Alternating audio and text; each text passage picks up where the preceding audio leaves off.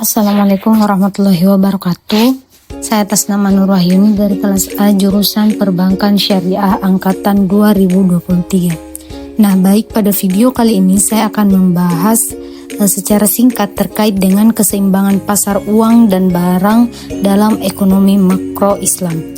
Nah, di sini ada 4 pembahasan terkait dengan keseimbangan pasar uang dan barang dalam ekonomi makro Islam.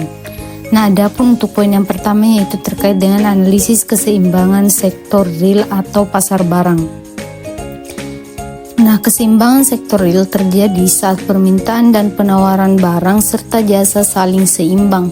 Dalam sistem konvensional, keseimbangan ini dipengaruhi oleh konsumsi, investasi, pengeluaran pemerintah, dan ekspor-impor. Nah, adapun kurva dari investasi dan Shevin digunakan untuk melihat hubungan antara suku bunga dan pendapatan nasional.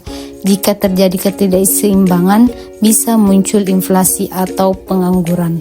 Nah, kemudian untuk poin yang kedua yaitu terkait dengan analisis keseimbangan sektor real pasar barang dalam ekonomi Islam. Jadi dalam ekonomi Islam, keseimbangan sektor real tidak menggunakan suku bunga, melainkan berdasarkan tingkat keuntungan yang diharapkan. Nah, investasi harus halal, produktif, dan adil.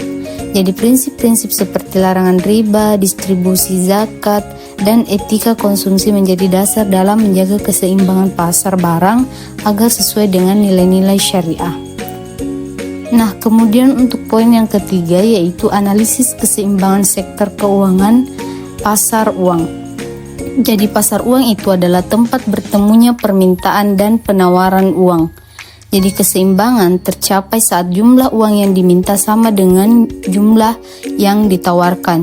Jadi yang dipengaruhi oleh pendapatan dan suku bunga. Nah, jika uang beredar terlalu banyak tanpa produksi akan timbul inflasi. Nah, sebaliknya jika kurang maka ekonomi akan menjadi lambat. Nah, kemudian untuk poin yang keempat atau yang terakhir yaitu terkait dengan analisis keseimbangan pasar uang dalam ekonomi Islam. Jadi ekonomi Islam tidak menggunakan bunga. Keseimbangan pasar uang didasarkan pada sistem bagi hasil dan keuntungan yang diharapkan. Nah, uang hanya dipakai untuk kebutuhan real, bukan untuk spekulasi. Jadi fungsi uang di sini sebagai alat tukar yang harus mendukung kegiatan ekonomi nyata dan adil bagi semua pihak. Nah, jadi kesimpulannya itu bahwa analisis keseimbangan sektor real dan sektor keuangan menunjukkan perbedaan mendasar antara sistem ekonomi konvensional dan ekonomi Islam. Jadi dalam sistem konvensional, keseimbangan pasar barang dan uang dipengaruhi oleh suku bunga.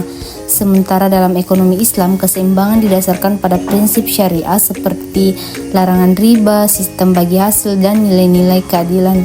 Jadi ekonomi Islam menekankan keterkaitan antara sektor real dan sektor keuangan, di mana aktivitas ekonomi harus berbasis pada transaksi yang halal, produktif, dan bermanfaat bagi masyarakat.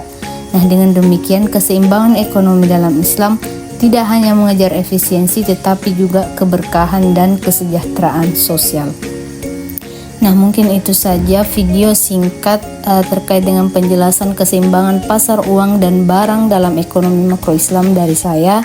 Kurang dan lebihnya mohon dimaafkan. Assalamualaikum warahmatullahi wabarakatuh.